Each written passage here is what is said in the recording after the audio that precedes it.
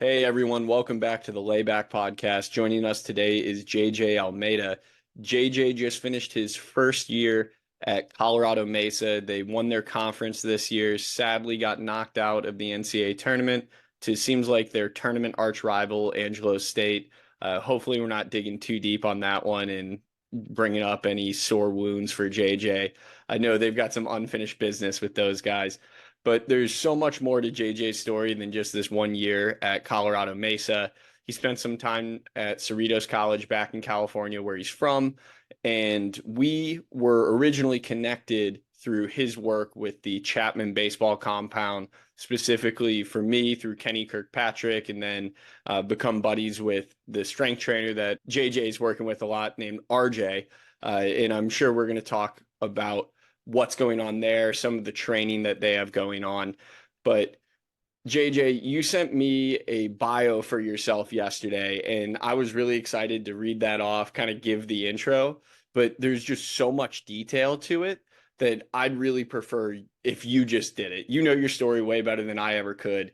And Yeah. with all the twists and turns, the ups and downs, COVID, the elbow, going to the Northwoods, all that, you have so much going on. I'd rather just kick it to you. So I'll finish with saying thanks for joining us today and take it away. No, yeah. I graduated high school actually in 2018, so I'm a little older than I'm supposed to be, but yeah, I graduated 2018. I was originally an outfielder my whole life. Never, I played a couple of travel ball games in the infield, but just mainly like my whole life in the outfield. That's all I kind of knew. Went to Cerritos. I was like 5'8", 130 pounds. You know, just some short little skinny kid, but I was a scrappy hitter, a good on base percentage guy, good high batting average guy. Just really didn't hit for power. So I kind of took that next step to the collegiate level and kind of have all these bigger guys. Your output is more of your power surge in your lineup. I kind of provided more what like a second baseman does, but I still had like good defensive capabilities that would like keep me in the mix. Just kind of one day, my head coach came up to me and like he was just like, "Oh, like you ever thought about pitching?" Because he told me I had a really good arm, and I thought so too. And he just wanted to ask if like I've ever like thought transitioning like my arm onto the mound.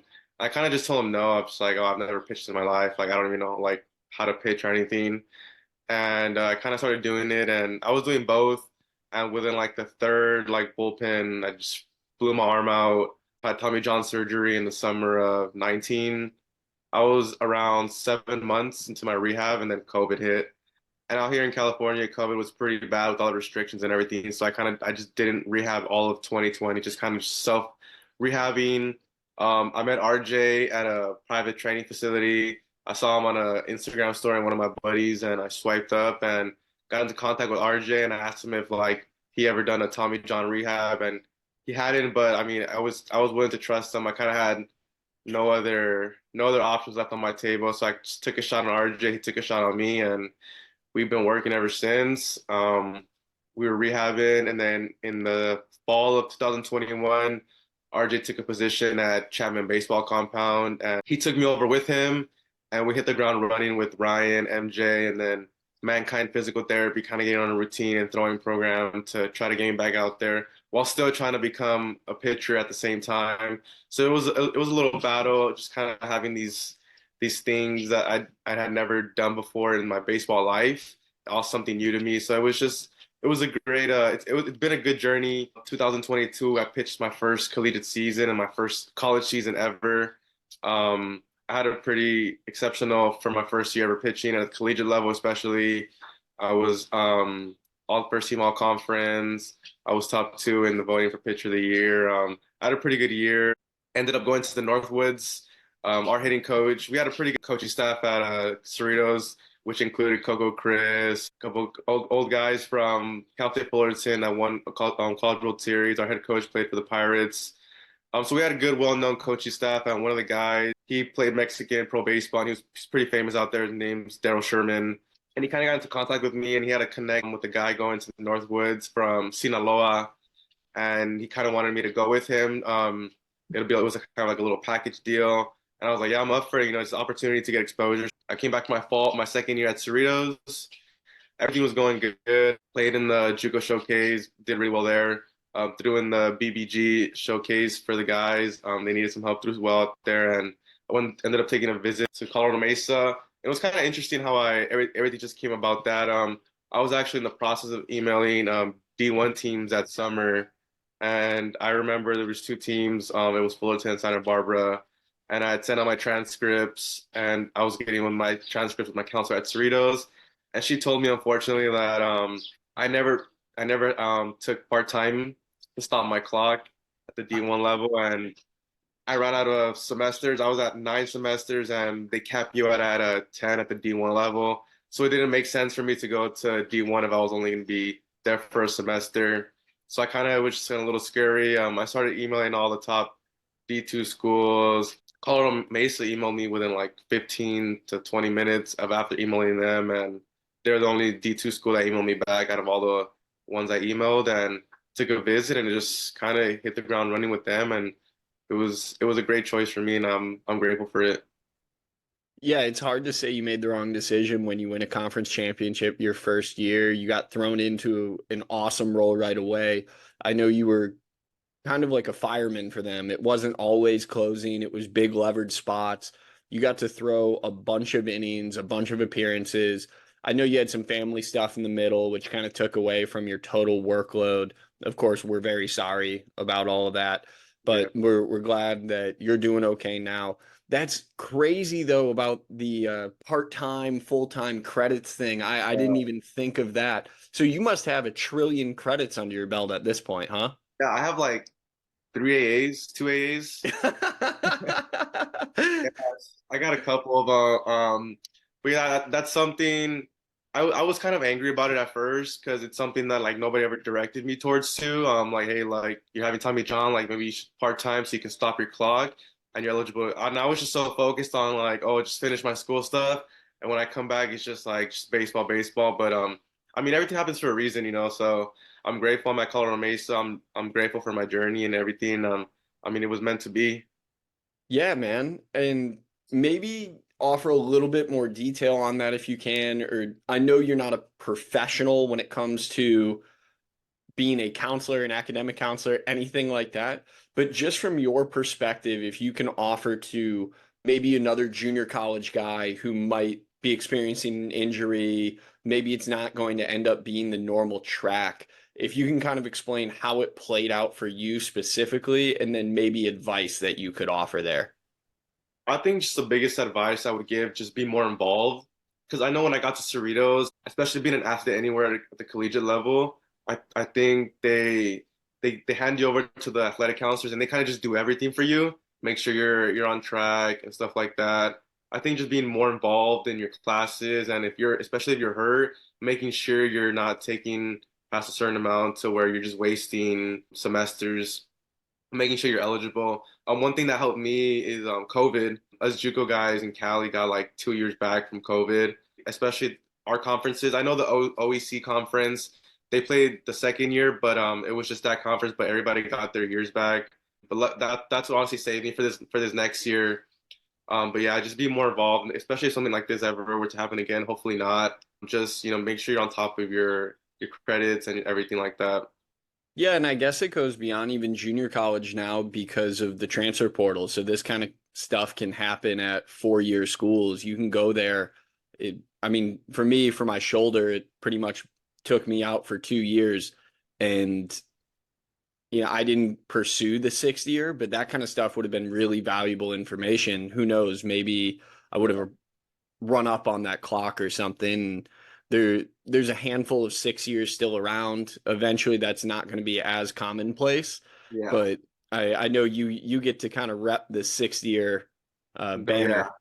No, yeah, I think I am like the last, like one of like the last classes to go through that COVID 2 year, get that 6 year back. But I mean, I'm grateful for it. I guess that's kind of funny. I didn't even realize it. I think it hasn't dropped at the time of our interview, but the our next episode, which by the time this drops will be the previous Thursday, Brendan Lowry, he's a 6 year as well. And then we have another guy, Joshua Paulina, who is our first interview. He could go the 6 year track as well. So maybe just the Layback podcast is for all the 6 year guys. I guess you're joining an exclusive club. So let's get into your rehab. I know it was a while ago. I apologize for bringing up these dark memories of TJ Oh, rehab in the pre-COVID days, yeah. but even when you got hurt, let's go all the way back to then. So you were an outfield only that then transitioned to two-way, or were you exclusively then pitching after your coach brought it up to you?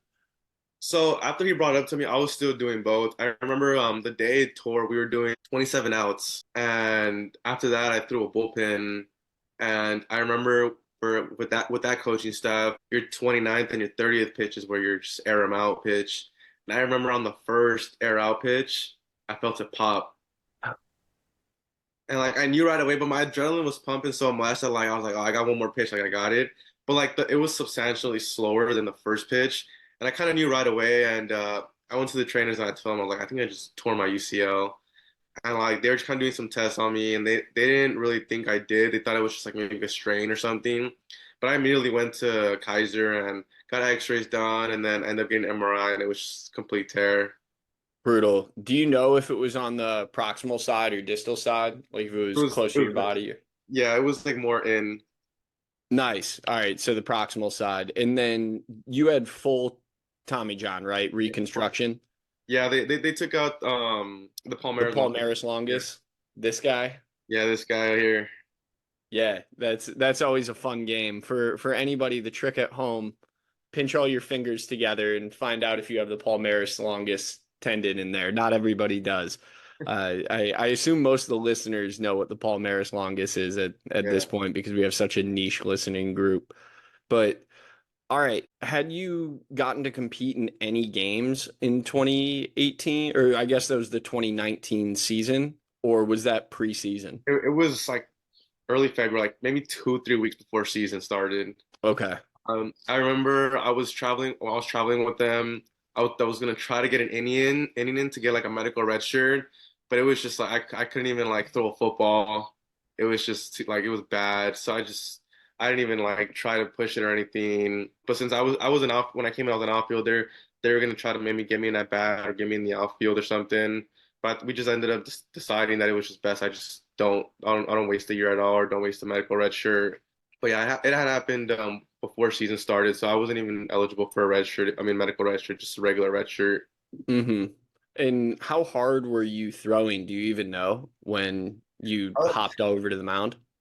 I was probably like 80, 82, maybe hit like an 85 here and there, but it was nothing crazy. It honestly felt like I threw hard from the outfield. Obviously, different motion, but yeah, it wasn't too impressive to where like, oh, like this guy's gonna be the next big thing or anything Hmm. like that. So if you could tell yourself then 18-year-old you that you'd eventually go on to throw like 94, hit a 95, something like that, would you even believe it? A part of me would, because that's just like the kind of the arrogance I have. But a part of me was just like, because there's been like times throughout like my rehab, or like just like throughout like at Cerritos, I was just like, damn, like I'm really gonna have to hang him up, like it's not really not gonna work. Like it's just too long a journey. But I mean, I stuck with it. That's just, I mean, that's kind of like the person I am. I don't I don't stop until I either fail or succeed, and then I can put my foot down and be like, oh, like I gave it everything I got. But I mean, a part of me when I was 18 years old, I feel like I would believe it, but also it like also on that back end when like having this type of like surgery, it's just like damn, like I would have like those little kind of those flare ups every like your shoulder, after the surgery. It's not sunshine and rainbows right after you get that surgery. You get complications in different parts of your arm. So that's kind of just like a part of me was just like like I don't know, I don't think I would, especially with COVID too. So. It's just it was one of those where you just kind of take it and see where you go with it. So how far did you get in those first 7 months before the world shut down with COVID and especially California? I remember I was in the cast for 2.5 weeks, and then after that, I didn't really do nothing until like after I was like a month done, like just recovering. Started doing like some like slow stuff. I think month 7, I was like throwing a tennis ball, I think, or I was like slightly throwing the base, like just maybe just like kind of like nothing Little crazy. like dart throw, wrist Yeah, I was like flick on the kind of early things. early process of like tennis balls, and then just kind of just like weighted ball movements, Hmm. stuff like that, and then just everything shut down. And were you rehabbing with Cerritos? Were you with the school, or was that stuff kind of on your own at that It time? was with Kaiser. The surgeon that did it, his name was Dr. Rafi Miziran or something like that. He did a Longoria shoulder first shoulder surgery. He kind of knew what he was talking about. He wasn't just like no regular orthopedic surgeon. He knew what he was talking about with the baseball side. So it was kind of good that I had like a surgeon that kind of knew like what it took as an athlete, not just recovering to do everyday real life stuff. So he kind of knew that process and had a pretty good process for me. And then the world shuts down. So Yeah. what happens to you? I've heard the stories. I this At this time I was coaching in Florida. So I remember we had a game the day of the shutdown. We were I think we got the call like an hour before the game started that everything was going to be canceled. And we played our final game and just kind of knew that was it. And the players started kind of finding out during the game. It was a really weird, like somber mood. We tried to turn it into like a last second senior day because we didn't really know what was going to happen. But what was that like for you when you found out things were going to shut down? Because being JUCO, your season already would have started. You guys would have been into it. I remember I was rehabbing and I had showed up to one of it was honestly a couple of days before the shutdown, but I pulled up to one of Cerrito's baseball games, and at that time they had a pretty good squad with the head coach I had. It was his first year taking over. They had a really good squad, so I remember going out to watch them because I was still trying to keep myself involved with the baseball team, even though I was away trying to rehab and stuff like that. But I remember I went and like it was still that kind of talks like oh like kind of COVID this and that.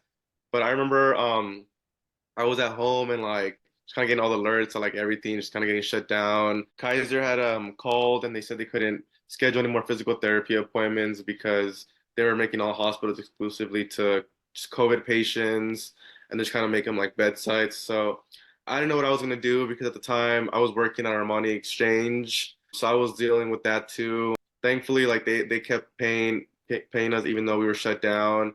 So I was still making money, but I just didn't know what I was gonna do with everything else because I know the gyms stayed open.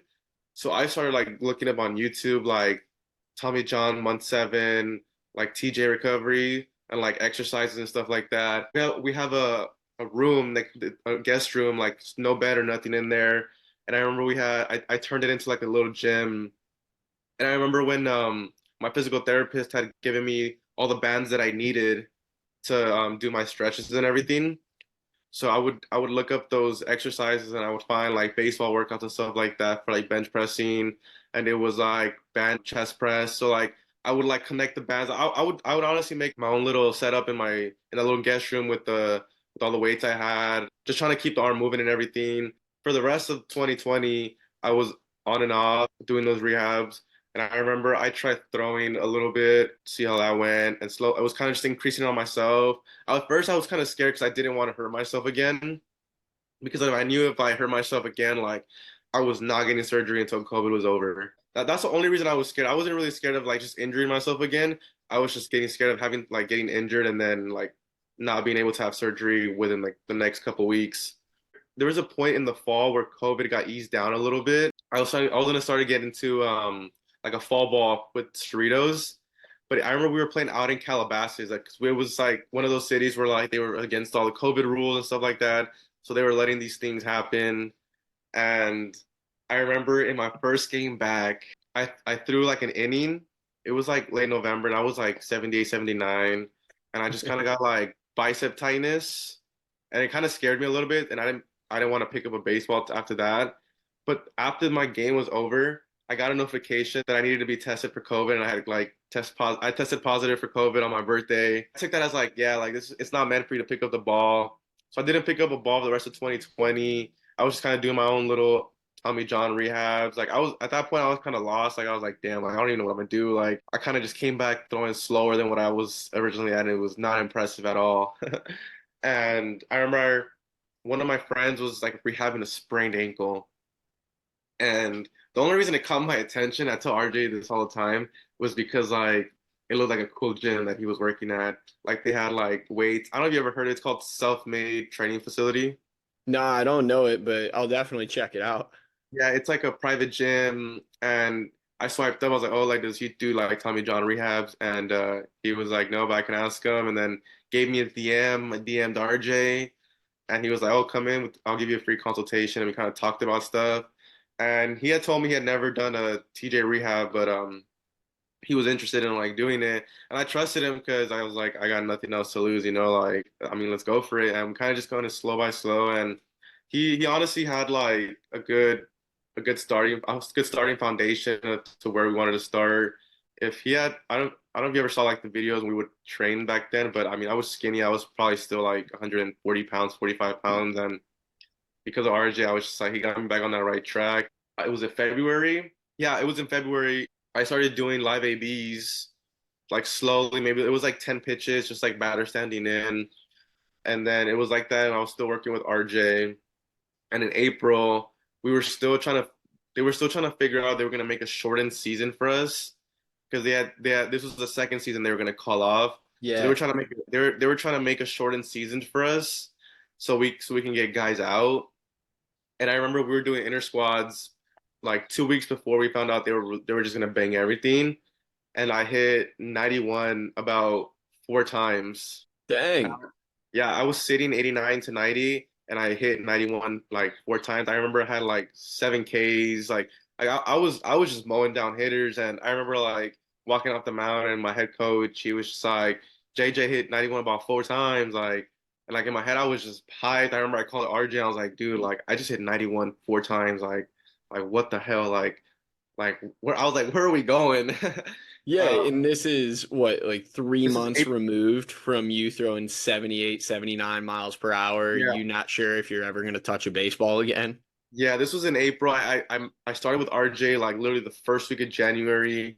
So this was April. I was already 4 months in working with RJ and like I was hitting 91. I was like, damn, like this feels good. So he kind of just held the reins back on me a little bit because I didn't want to get hurt. Went out and did it again. I was still up there, and then that's when like kind of like all like the forearm tightness, the tricep tightness, all that starts kicking in. So we had to kind of kick back off of it. We decided to stop the live ABs because we found out season's going to be canceled, so there's no point of me throwing until maybe a couple summer ball games. And my head coach's brother had a brother that had like a senior team going into JUCO, like summer ball thing, and I was just gonna do it just to like get the arm moving again. Played a couple games there, and I was just absolutely like mowing guys down, and it just felt good. And then summer ball ended, and then this was the fall of 2021 where like we kind of knew like okay, like we're gonna have a season this year. And then he moved to Chapman. We moved together, met Ryan and everyone else, and I mean they just set like an amazing foundation for me. Like everything was so great. I mean it was a blessing. Started training there. Had setbacks. Had some tricep tendonitis that just wouldn't go away. And at first I had thought like I kind of like messed up my UCL again. But after like seeing the doctor, it was just like mainly tendon. It said it was tricep tendonitis. I would get like the pain kind of like back here in the back side of the elbow, and like Yeah. it would like make that cracking that sound. So that kind of freaked me out. And then we just kind of took care of that. And then in the fall of 21, I got back into my first fall collegiate game. I remember it was against El Camino, and it was just like I was sitting like 88, 89. And like I just needed to be out there on the mound after, just like be on the mound at the facility and just trying to work on things. I was like getting a little antsy. I was like, I need to get back on like the mound and like face other guys. And I did, Yeah. and it went pretty well. I threw a scoreless inning against El Camino College. It's a JUCO out here. And ever since that, we kind of assessing of what was going to be my role. And I kind of knew I wasn't going to start off as a starter. They're probably going to start me off as a reliever. And I did. I came in like the first 2 games of the season as a reliever, went pretty smooth. And then I started a game. And I remember my first collegiate start, it was against West LA College. I think I went 5 innings, 4 runs, 6 Ks or something like that, or 4 Ks. And it was my first collegiate start. So I was it wasn't the best stat line, but like it was just checking off the boxes. That's the goal RG had set for me. Like we're not here just to like straight out dominate off the bat. I mean, we're here to check off the boxes, like check off the box, you started your first collegiate game, like check off the box, you played in your first collegiate game. Like it's baby step that's to where just take off running, then just tire yourself before you get to the end. So it was just I think that set the foundation for the confidence and like think like knowing I can compete with collegiate athletes in my first like year ever pitching. So I got more starts after that and I kind of just went on a little roll. I mean, I don't think I had the most amazing season, but I mean, I thought I had a pretty exceptional season for a guy that had never pitched, at the collegiate level in his life. I think my ERA was about a 3.4 overall. I think my conference ERA was like a 2.2. I had the best starter ERA in our conference, and we have a pretty respectable conference. So I took that as if I'm the top of the pitchers at a respectable conference, then there's more things I can tap into as to we're getting into another level. So I set that goal for myself, making the first team all conference, coming in second for pitcher of the year. I think those were all like good boxes that I checked off, and I used that as not motivation because the motivation already had been there. I think I just used it as more of a chip on my shoulder that this shows that I could keep getting better and I need to keep getting better. And that's the foundation that I set for myself as to where I need to keep tapping into different levels after everything I did. Our season ended, we ended up going 11 and like 30 that year. It was pretty tough. Yeah, different to Colorado Mesa, right? Yeah, very different, right? Um, yeah, we went 11 and 30, and we had a very respectable coaching staff. Like, regardless of our record, like I think we had a big time coaching staff. One of the coaches, Daryl Sherman, he sent me out to the Northwood with this kid from Sinaloa, and we played with the Wisconsin and Rapid Rafters. And before we got there, that team was already loaded. Had a whole bunch of big names. Our shortstop got drafted to the Twins in the fifth round. Like we had absolute dogs. We broke Northwood records that year. I mean, Hmm. it was a fun year. We lost in the semifinals, but I think just being able to go out there and compete against guys from other colleges, especially at the D1 level. I remember my first outing. We played the Madison Mallards. I Yeah, faced and they like lead the nation in attendance every year. yeah, They get big name dudes. yeah, no, yeah, definitely. And I remember I faced a kid from LSU. I K'd him up. I sure got this. I don't remember I think it was James Madison, I believe. Are they purple? Yeah, yeah, they're purple and gold too. Okay, yeah, yeah, yeah. It was James Madison. I K'd him. And then this guy from Georgia Gwinnett, just big old like 6'4". Yeah. Damn. And I mean, I got him to ground down. I just like kind of the nerves, just kind of like looking into the crowd. I think that was just kind of like, damn, like this is that next step that you need. Did you hit him Um, with the jersey underline, the no, patented JJ I Almeida didn't. celebration? I'm actually pretty like I was well known in the Northwoods that year for the guy that just couldn't keep his hat on. Oh, just hat went flying every pitch you Every threw. single pitch, my hat, no matter what I tried, my hat would always fall off until like one time we got a bandana and I was able to like a sweatband and I would put it here and I just put it down here and it would never come off. But Over the hat.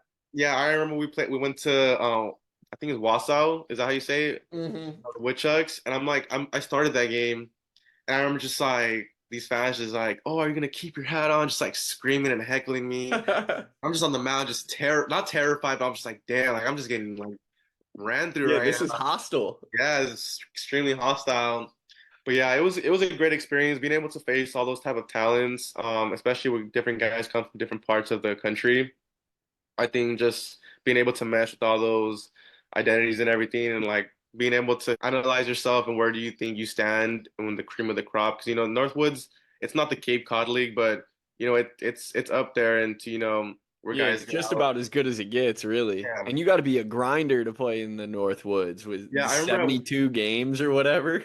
I remember I got there for the second half contract, and we played like 30 straight games. I think we had like one day off. It was insane.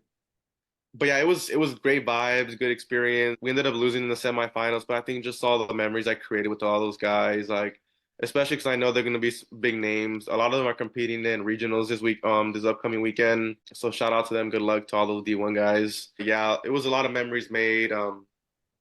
I'm glad that that was out there. It definitely gave me the exposure that I needed. Especially coming back to Cerritos, I came back with a lot of confidence, and more goals that I set for myself. Because after experiencing that, it was just like this is kind of the level you need to tap into, like not in the summer level, but not in the collegiate level, and just more down the road. So I think I came in with a lot of confidence. I did what I needed to do in the fall. I had really good numbers in the fall. Taking my visit to Mesa, I threw a bullpen for them, and it's probably one of the best bullpens I've ever thrown to this date.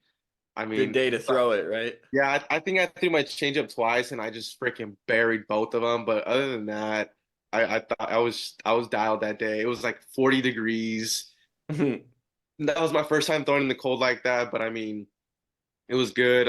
They ended up offering me 2 weeks later. I immediately took it, and it's been a great experience. At first, I was really skeptical of going out of state and stuff like that, but I was just like, man, like F it, like it's a new experience for you and something that you can enjoy and enjoy for the rest of your life. And then going into my 22 season at Cerritos, I think it was honestly like a wake up call. Definitely, like I got definitely like a piece of like humble pie. I think it was just more of like all the pressure that I put on myself. I committed in the fall, so I put a lot of pressure, unnecessary pressure on myself to be able to be perfect. And in the sport, there's no such thing as being perfect. If you were perfect in the sport, I mean, it would be pretty easy to play the sport. But I think I put a lot of unnecessary pressure thinking that like, oh, if I didn't perform, they're going to take my scholarship away. That's the mentality I had because I had never signed a scholarship or anything like that or been like close to signing one. But I just put so much pressure on myself, and then I started dealing with that tricep tendonitis again, and that was staying in the back of my head.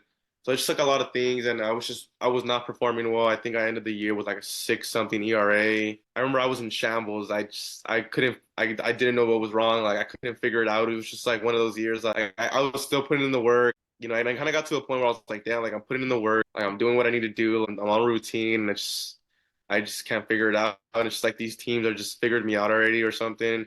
And I think it was just a big wake up call to where it's just like, oh, like first team all conference, and you can go to one of the worst, not the worst, but like, not the best pitchers in the league You can anymore. Like, underperform.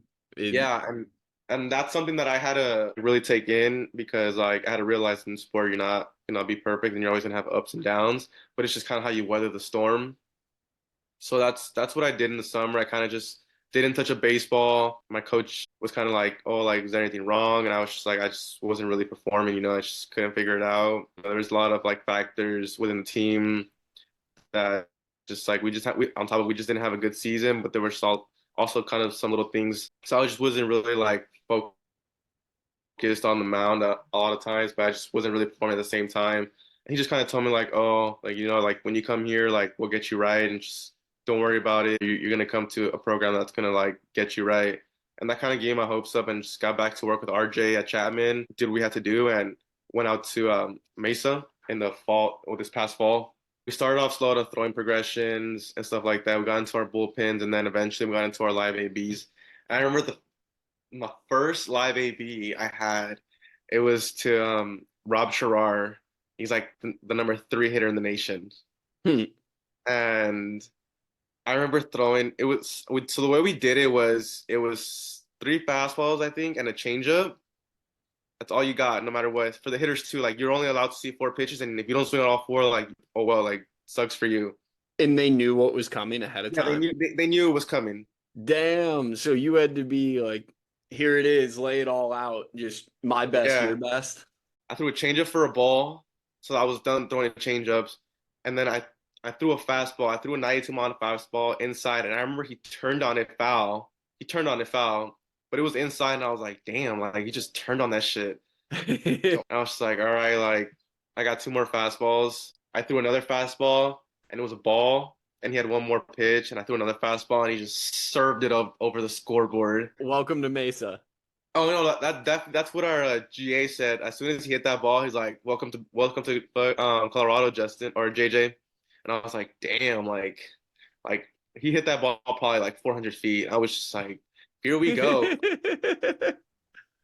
And it's funny because Rob ended up like he owned me all fall. I think he went 5 for 6 off of me or 5 for 7 with 5 home runs.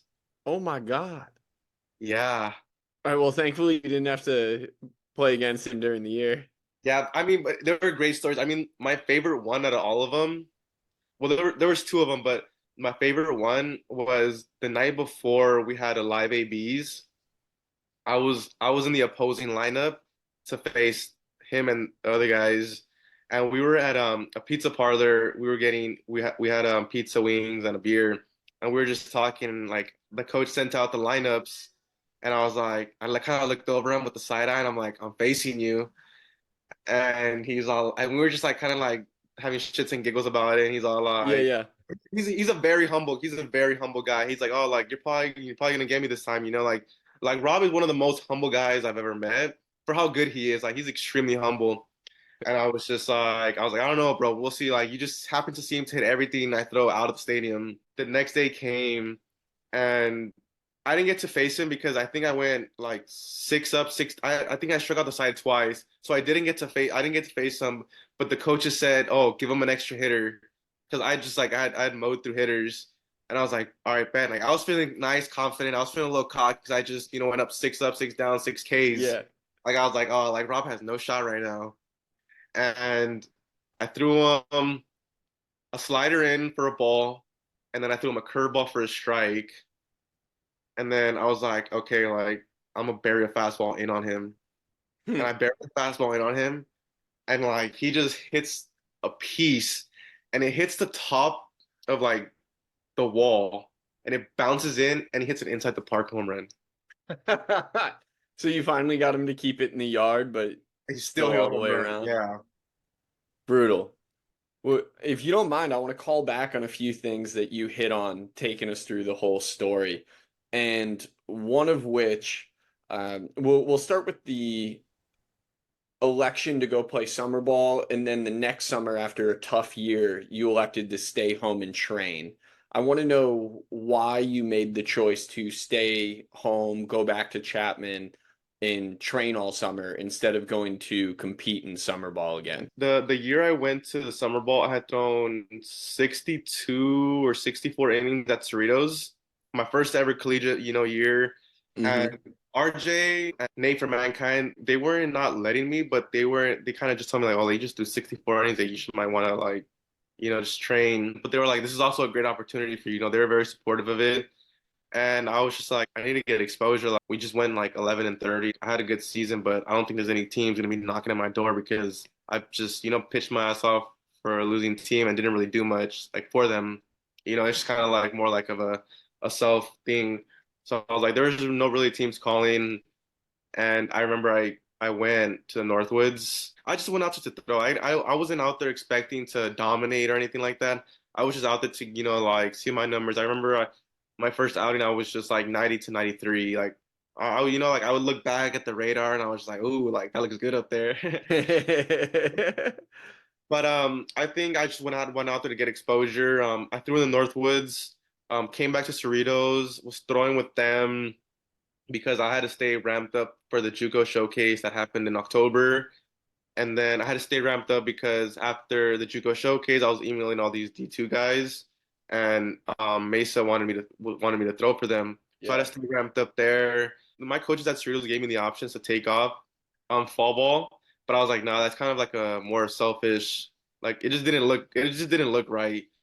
So I started throwing. I threw in a couple fall ball games, and then they shut me down. I think just the culmination of the 64 innings, the 13 more innings from summer ball, and just all the throwing from the fall, just kind of shot my arm because I remember after the BBG showcase, I ended up getting two cortisone shots in my thumb, in my abductor. I forgot what it's called. They gave me two cortisone shots in my thumb into the tendon sheath because just like I would get pain just like radiating into like the top part of my arm, and it was just like very painful.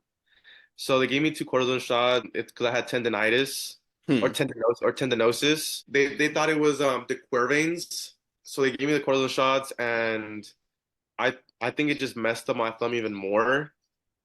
And it kind of just led to when I was dealing with the tricep tendonitis and stuff like that because it all connected. It all connected. It just radiated to the back of my elbow.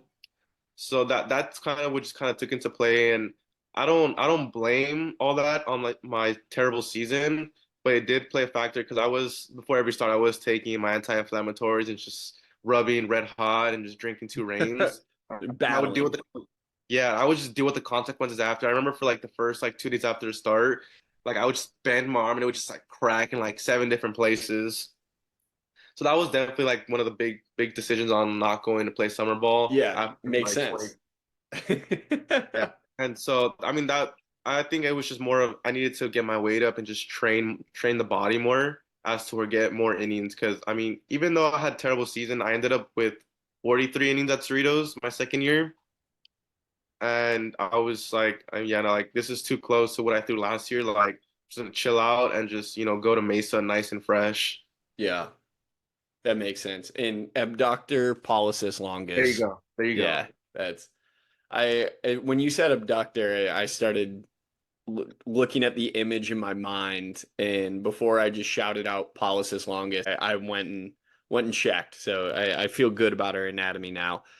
But then another thing that I want to get into, so kind of tying into your election to train, it sounds like one of the biggest impacts on your career in the path you went on from throwing 82 to 84, top 85 prior to TJ, to then coming back to that 78, 79, getting up to the 91, and then kind of hanging out in those low nines.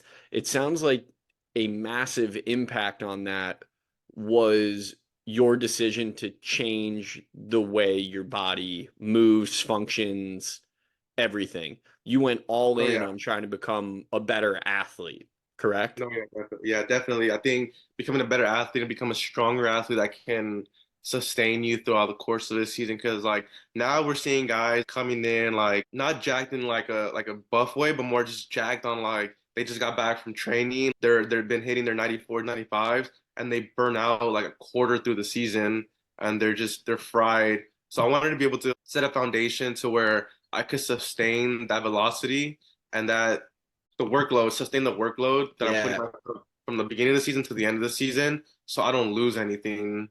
And I think that was another big part of me staying because I'm going up into elevation, and I remember like the first 3 months at Colorado, like I know Grand Junction isn't like Denver or like Alamosa where it's like freaking 6,000 feet up in the air, but I had trouble breathing out there. Being able to sustain the body, like stamina wise and strength wise, to be healthy and keep that through the whole season was also a big factor in staying home and not playing summer ball.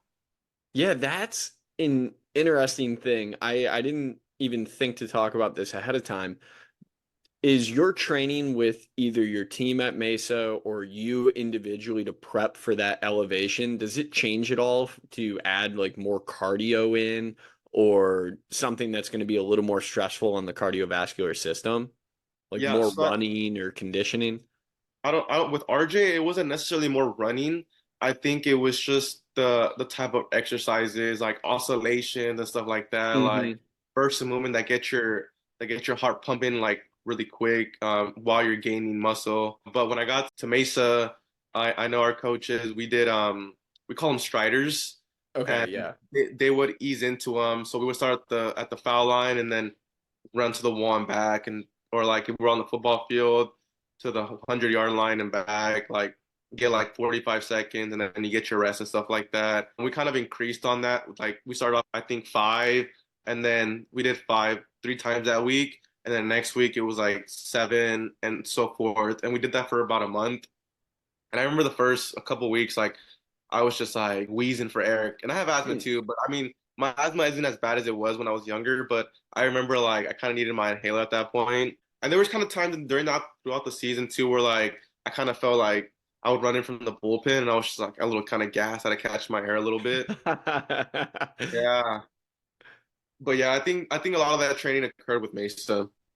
So now I want to flip the script a little bit. We've talked a lot about your journey to this point. Now I want to talk about JJ Almeda, the competitor, what you did at Mesa this year, and kind of the mentality that you have when you pitch. We talked about or joked about you underlining the jersey. You said you weren't doing that much in the Northwoods, but there are some awesome highlights of you this year doing that at Mesa, getting the boys in the dugout hyped. I know one of the things, at least from my perspective, when I see it on social media, it seems like you're just so focused on doing it for your dudes. It's always like back to your dugout, getting all sorts of hyped. No, How yeah, did yeah. you become that individual? Were you like that before you got hurt? Is that who you have always been, or is that kind of like an alter ego you've developed over time? I've always been that type of a competitor since I was like small. I've always been a firecracker, especially playing travel ball. I started playing travel ball at a very young age.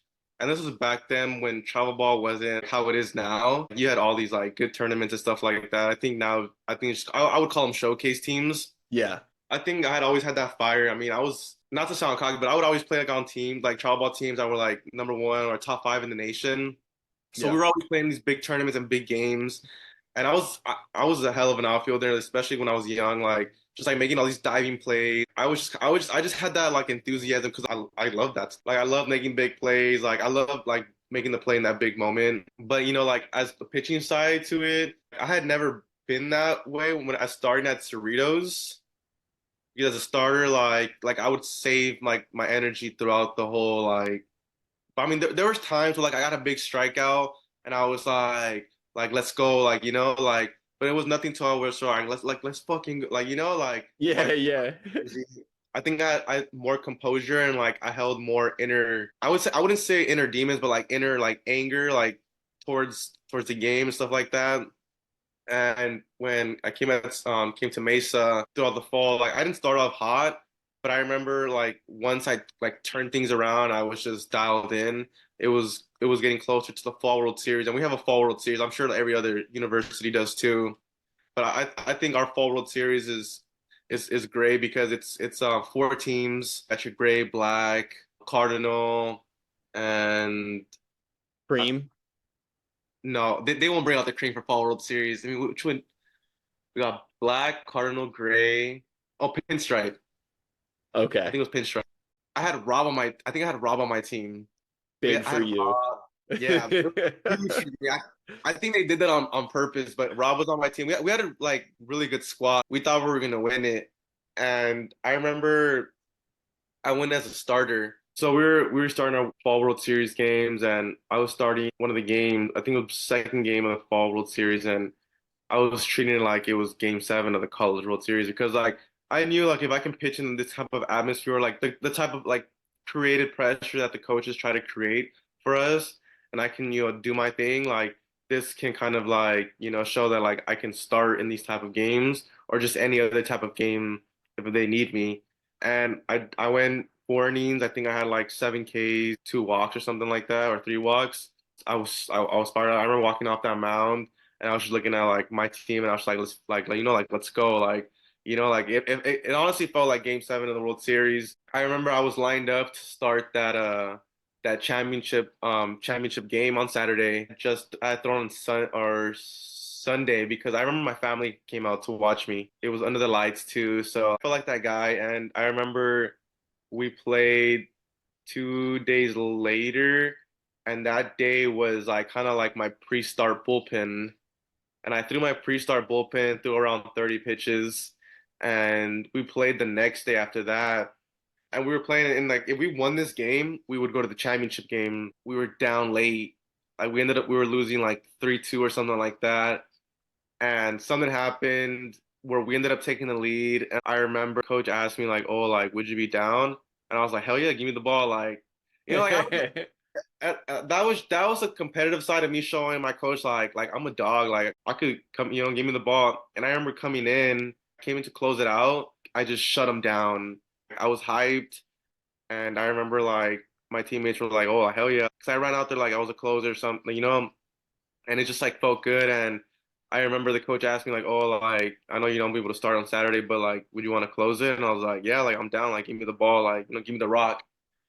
And I came in, I closed that game, and we ended up winning the Fall World Series. It didn't solidify me as a closer. A lot of guys were like kind of telling me like, "Oh, like you like like you're gonna be like our closer for this year. Like you look good. Like they trusted me in this and that. Like it felt good. Like it felt like I made my team proud and like they found someone they can trust into. But I was like, like I don't want to be a closer. Like deep down inside, I don't want to be the closer. But I mean, Yeah. like I was happy like able to go out there and like show that I can win for my team. So I think, and then I think that's kind of what like, led to like, all the, like this and The antics. yeah, I remember my first game was against Rollins. I Yeah. it was a night game. I came in to close it out, and I came in like jogging in from like the bullpen. This is like my first game ever, like with Mesa. I came right in. I was like, damn, like I feel like the guy, like the closer. And I remember I struck out two and like ground had a just like I kind of just like carved them up and felt good. And then And Rollins was like preseason fifth in the country or something yeah, like they that. were runner-ups to the champs. So and I remember I came in the next, I think the final game of the series, Hmm. and I went 2 1/3. I gave up five, but I struck out seven. It was at my last inning where I gave up all my runs. But like I remember for the first two innings, I was just carved. I think I struck out the side back-to-back innings. And I went for my third, I struck out, and then I was just like walk and then double double, and then they kind of just poured it in on me. They took me out, and then they scored my fifth run. So that kind of put a big dent in like into like my good little outing. Other than that, and then just kind of throughout the game and those big moment games, like I kind of just that kind of just comes from like the love I have for like the guys and like Mesa because like they gave me an opportunity. It's just like mainly out of love and like hell yeah, like we felt like like when I close out a big game or like a close game and it's just like hell yeah, like we did it, like and I always make sure to like let know like I'm a Maverick, like they gave me the opportunity. I'm blessed to be here type of thing. That's awesome. It's really cool to watch. I love when I used to see those on the Instagram story. I'm looking forward to a ton more next year. I'm sad I'm not going to get them during summer, but you're back training this summer. So what's on the docket for you now this coming summer? Is it anything in particular you're working on? Is it really just like maintenance? What's the plan? I think I'm definitely to get bigger in mass. What are you like five? Are you 5'9"? Or is that what the No, no, roster says? I'm 5'11". I try to sneak into 6 foot, but they won't let me. Dude, I'm 5'11". you've grown like 3 inches since your freshman year of college. Yeah, Oh I'm shoot, 5'11". I didn't even realize that. Sorry for putting the short king status on you. I mean sometimes I feel like a short king standing next to these guys at Mesa. Like, You got some big donkeys out oh, there. man, I was like one of the short guys there as a pitcher, and I was like 5'11". I don't think I'm that short, but like I don't think I'm like the tallest guy either. Like I'm I pretty. also don't know how much the stirrups help. Oh The yeah, the like the I feel baggy like pants and the yeah, stirrups. I feel like the baggy pants kind of make me feel like a little Oompa Loompa sometimes. All right, But so we need more mass. And how much are you weighing these days? before season, I was like 178, like pushing 180. And like after season, I'm like probably like I was like at 168. Like I dropped. Oh, dang, you got Yeah, beat up. yeah. So I think like the main thing is just adding the mass back and maintaining it. I think going to Mesa, like I gotta be at least around 180 going to Mesa, and then just add on because I did add more weight with Mesa as well. Like they have a great strength and conditioning program, but I think just this summer I'm gonna work on just getting the mass, getting the body strong and healthy, maintenance, and then also working with you guys. Especially this season, I didn't think I was gonna have as many strikeouts as I did. Like after working with you guys and Chapman, I think I had almost more strikeouts than I did at Cerritos my first season. No way. And Yeah. like, what'd you have? Like In 25 60, in 64 innings? innings, I think I had like 43 strikeouts. Okay. And then in 21 inning or 20.2 innings, I have 30 strikeouts or 31 strikeouts. Yeah, I know your K per inning was insane. I know Yeah. that. It seemed like every out you got was a strikeout. No, yeah. I think trying to add some more spin rate, and just making the arm healthy, even more healthy, more bulletproof. Because I think this season I didn't deal with many injuries at all. Maybe just like some minor things that I got through, but I think this is the first season since I started pitching where I had no big injuries. Thankful for it, but yeah, I mean, I didn't have any problems. Like my last outing of the year, I was 90 to 91, so that was good to know that I was able to maintain some velocity throughout the year. Definitely. And I know RJ is chasing Well, he's chasing a lot, but dunking it seems to be his passion right now. So are you going to get back on the floor with him? Or you because I know you said no injuries this year, but I remember that little wrist setback you had from Yeah, going out and hooping with him. yeah. I was hooping and I slipped and just messed up my hand. I kind of dealt with that a little bit throughout the season because just gripping and stuff like that, having extra sore. But I mean, I was clowning around with RJ that I would ball him up, but RJ seems like he's starting slowly creeping into a different sport. Yeah, it sure seems like it. I know we're figuring out when we're gonna get him on. So if you have any trash talk for him that he can respond to on here, I'd appreciate that because trash talk gets views. I probably won't be able to dunk on him, but I for sure just drive it on the paint and hit some threes on him. Yeah, just body him, knock him out the way. Yeah, just give him some hood basketball. Yeah, give him some real force coming from the lower half. You can just blame him because I know you just did your force plate assessment, like you said. Yeah, we Uh, do got boy play sets, so RJ's gonna get me right. I'm gonna get on his level. Now going back to the mound, what's the arsenal you're repping? So I got a four seam fastball. I mixed in a little sinker, two seam in at times. I have a slider curveball, and I've been working on this split change all season. I didn't throw it a lot in game, but I would throw it sometimes. Sometimes it was good, sometimes it was not good. I think I have a good variety of pitches. I like to have that two seam or that sinker against lefties because like I got my four seam fastball just has natural cut on it, and then you got a slider, and then my only pitch that can probably like be away that's not really coming into a lefty would be like my curveball, which I do throw my curveball a good amount to lefties, and then that sinker helps me a lot too. It can get some like weak contact.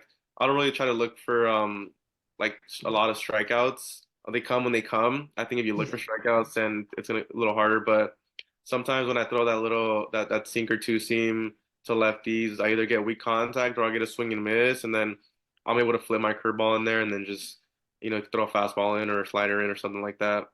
It's funny to say you don't look for strikeouts when you pick up 31 in just that 20 innings and you're just blowing it by dudes up and in with that cut. Hey, I love watching you throw the heater. What's your favorite pitch to throw? So something me and my catcher Declan have is we kind of just figured it out after I give up my first bomb to Chico State in extra innings. I remember I was throwing my slider and it's just getting whiffs, looks, and I was dealing. And I remember I threw a first pitch fastball to a kid from Chico State who I actually threw against at JUCO when he went to East LA. And I Hmm. had his number at JUCO. It was my first year to where I was like, like I was hitting 93 a couple times. So fast forward, I throw first. This is the 10th inning, first batter of the inning. I was gonna go slider, but I was like, no, like I'm throw a fastball. And I went first pitch fastball, and he just freaking doinked it. Like it wasn't a bomb, but he got it enough to where it crept over the wall. And I was just like, damn, like what the, like like. And I remember he came up to me, and I was like, you think we throw that slider? Like you think he swings at it? He was like, I don't know, like we got to get over it, but like from now on, like let's live and die with the three. All right.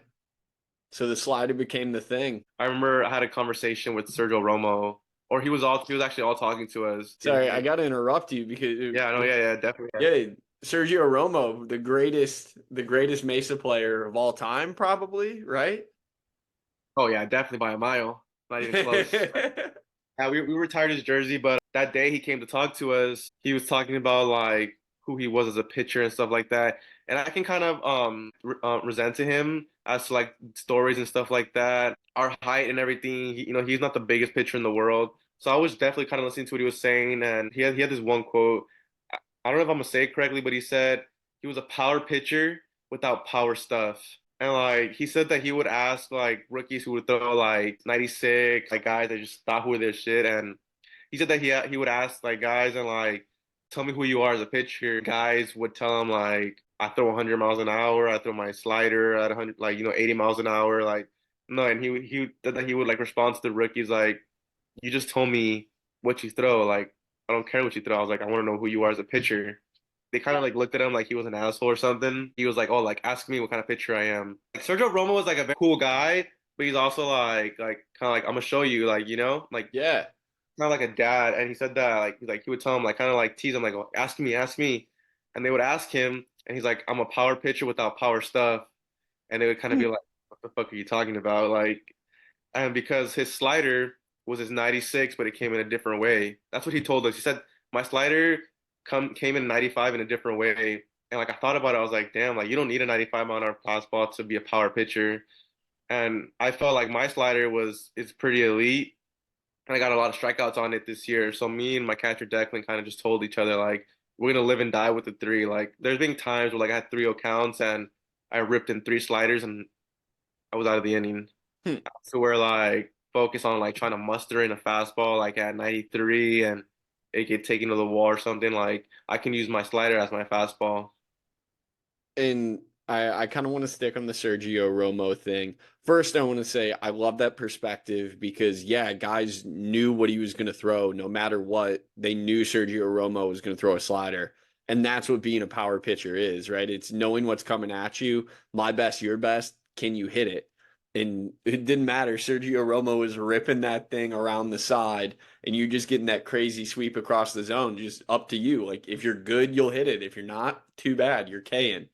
Oh yeah, But definitely. Like he definitely had some great stories about like how guys would kind of like bitch at him for not throwing them a fastball. Like he would tell us like these guys want my best pitch. Like I'm gonna give them my best pitch. My best pitch is a slider. It's not always gonna be a fastball. It's somebody's best pitch. When guys would get mad like didn't throw me a fastball, but he's like I threw you my best pitch and you didn't hit it. Like so he was very like he had a good mental game going for when he was pitching, and that's why he's a three-time champ.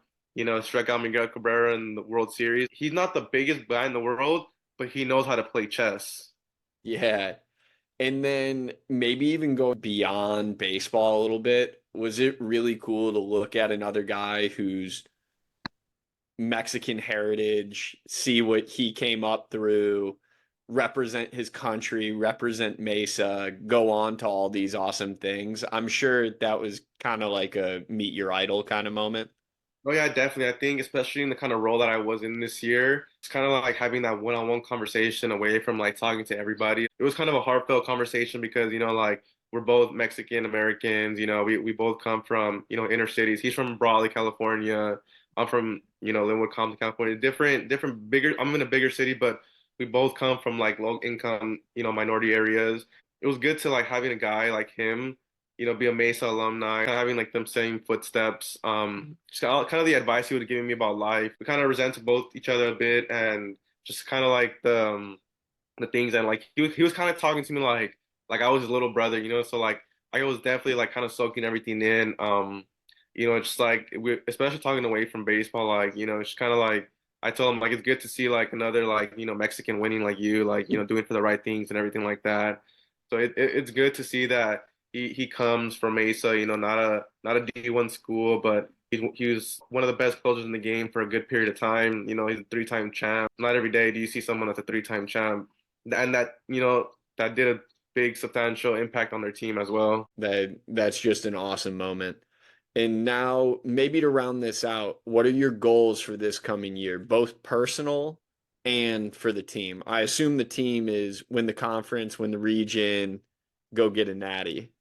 Yeah, team goal. I think the team goal should be the same that we set up for each other last year. Before the season started, we had a meeting and like we're setting out goals and everybody wants to win natty. Everybody wants to win their conference tournament, regionals, all that's good stuff. And that's possible for every single team. It's baseball, anything can happen. But I think the goal that we set ourselves last year should probably going to be the same as this year is, being process oriented, worrying about the process. You'll get the results when you get them. Baseball's a hard game. It's a process throughout a season that obviously culminates you to winning a national championship.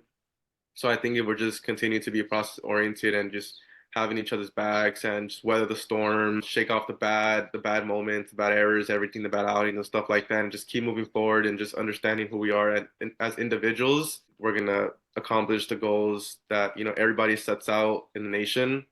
But I think it's gonna start with being good teammates to each other, all the little details that go into winning a national championship that people don't see. Yeah. And then what about you personally? Go ahead, be selfish for a minute. I think What do you want? I mean, everybody wants a lot of things. I mean, I'm going into my last year, so like I don't know what's gonna happen after my season. I think it hasn't really set in yet that this might be my last year of baseball or it might not be. But I think just going out there and just giving it everything I got, battle for anything. I'm a closer, I'm a closer. If I'm a starter, I'm a starter. Like I think just keep giving and keep paying my rent to the game each day, going out there and working hard, just I know who I am as a player. I know what I can do. I know what I bring to the table. I think the best goal for myself is just like kind of enjoy it and have fun, but also make sure like, that you treat this as your job and, just be a good teammate, just enjoy the memories with the guys. You don't get this often. So I think just like the most selfish goal, I'd probably just be like being, like able to be the guy that, just helps win the team the most. I think it's selfish 'cause, everybody wants to be out there, but I mean, like everybody wants to be the guy to help the team to win the most. And I think other than that, I think it's just, enjoying the moments with the guys and just playing to the best of my ability to be able to get an opportunity after. And if not, then, I made the best of it. Definitely, man. Well, I really appreciate you coming on with us today. Is there anything else that you really want to share? Maybe something you're excited about, or a last piece of advice that you have for anyone that might be listening? I mean, shit. Can't wait to be the Texas teams next year. Yeah, that's right. Yeah, you guys got to knock down Angelo State at some point, right? Yeah, we went two and barbecue to the Texas teams. I think that pissed me off the most. I didn't even think it was a sad thing. I think it was just more angering that we lost to Texas. I don't know. Like when I first came here, I didn't think it was that serious. Like, oh, like you guys lost to Angelo State. Like, all right, whatever. It is what it is. After losing to them, I think it definitely put like a target on their back. Like, I just don't like Texas teams anymore. You're anti-Texas at this point when it comes to college And, ball. yeah, until we get through them. I love it. I mean, I hate to say it, but I think that's the closer mentality. I don't know. You might need to show a thing or two to try to get out of that role. I want to see you starting again. Oh yeah, I mean, I told coach like I'm gonna get back to work. Like I'm gonna do me and put everything together and just come into the fall and just do what I did last year and just force your hand. Like that's the best way to go about things is performing so well that you gotta force people's hands. And it's gonna come with the preparation and everything and the confidence. I think I have a lot of cockiness, but I think it comes from all the hard work and all the preparation and everything. It's not created through fake work or anything like that. I think the cockiness and the arrogance when I'm on the mound just comes from the preparation and the work that I do outside of just spending those 2 innings, whether it's 1 inning, 2 innings, 7 innings on the mound. Yeah, it's trusting the work that you've put in. Everything is earned at that point for you. You earn the right to be arrogant. You earn the right to be confident. And that goes an extremely long way as a pitcher. Just be undeniable in everything you do. And at that point, decisions in theory, they get easy because how can you deny something that's undeniable? Make the coach make a tough decision of, hey, he might have been the closer, but we need him starting on Fridays, and Yeah, that's what's going to be best for the team. But definitely. hey, man, I really appreciate you running us through your life, your process, how you got to this point. It's been a long and winding road, but we're not at the destination yet. You still got a lot more to cover. Oh yeah, definitely, man. I hope like I'm grateful for you having me on here and just being able to tell a story in the process and everything. You got Flex Program. You guys are a big part of my process, especially over the last year, just getting into arm health and spin rate and everything. Like I feel like you guys did play a big factor in me striking out more people, just finding better stuff in my pitches and stuff like that. So I am grateful for that, definitely. I really appreciate that, man. But you put in the work, and then I guess I got to owe a shout out to Kenny Kirkpatrick for even bringing Flex Pro Grip out to Chapman and putting us in touch.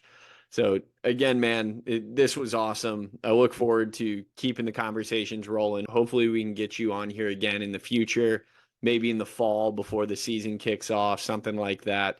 But to all our listeners out there, thank you for laying back with us. Yes, sir. Thank you.